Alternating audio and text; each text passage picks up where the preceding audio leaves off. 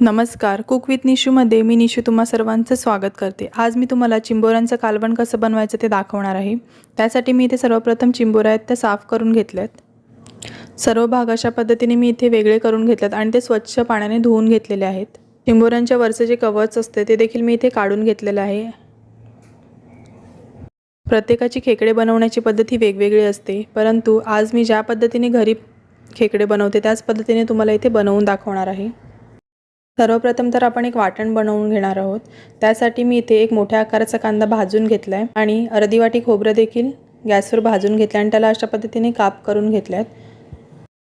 मूठभर फ्रेश कोथिंबीर घेतली आहे, 3 ते 4 काळी मिरी, 2-3 लवंग घेतल्यात, तसेच एक छोटं चक्री फूल, एक दालचिनीचा तुकडा, एक मोठी मिरची कट करून घेतले, 10 ते 15 लसूण पाकळ्या, एक तेजपत्ता।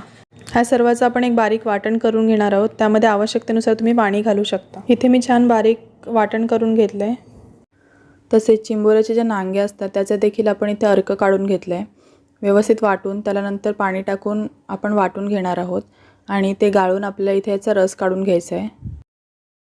आता आपण कालवण बनवायला घेऊ। त्यासाठी मी इथे एक लगडी गरम करत ठेवली आहे। त्यामध्ये साधारणतः 2 पळी इतकं तेल घालून घेते।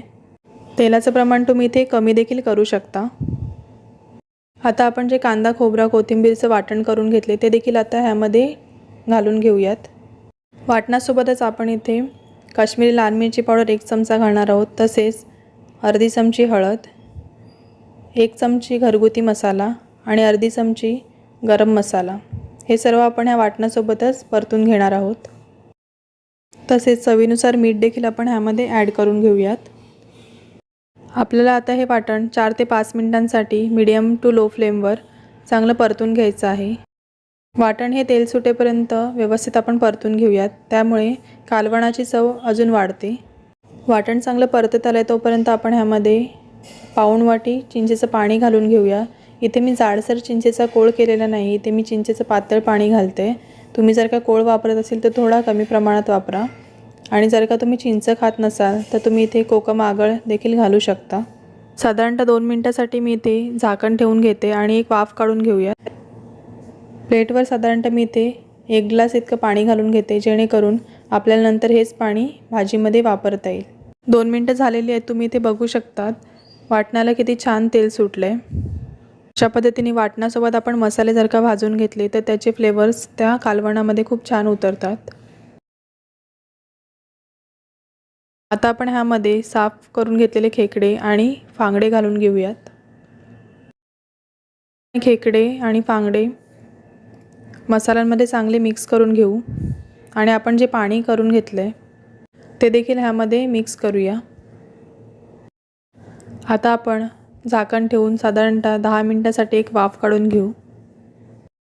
10 मिनिटे झालेली आहेत। आता आपण एकदा चेक करून घेऊ आणि इथे आता तुम्हाला कितपत रस्सा हवा आहे कालवणामध्ये तो तुम्ही पाणी टाकून ॲडजस्ट करू शकता। पुन्हा झाकण ठेवून आपण 5 ते 7 मिनिटाची वाफ काढून घेऊया। अशा पद्धतीने चिंबोरीचं झटपट कालवण तयार झालेलं आहे। तुम्ही देखील अशा पद्धतीने एकदा नक्की कालवण बनवून बघा आणि मला तुमच्या प्रतिक्रिया कळवायला विसरू नका। हे कालवण तुम्ही गरम गरम भाताबरोबर किंवा तांदळाच्या भाकरीबरोबर सर्व करू शकता। अशा पद्धतीने चिंबोऱ्यांचं कालवण नक्की एकदा बनवून बघा आणि जर का आजची रेसिपी तुम्हाला आवडली असेल तर व्हिडिओला एक लाईक करायला विसरू नका। तसेच अजूनही जर का तुम्ही कुक विथ निशू या चॅनलला सबस्क्राईब केलं नसेल तर प्लीज सबस्क्राईब करा आणि बाजूला असलेलं बेल आयकॉन आहे ते देखील प्रेस करायला विसरू नका, जेणेकरून मी कधीही जेव्हा रेसिपी अपलोड करेन तेव्हा सर्वात आधी तुम्हाला रेसिपीची नोटिफिकेशन येतील। Thanks for watching this video.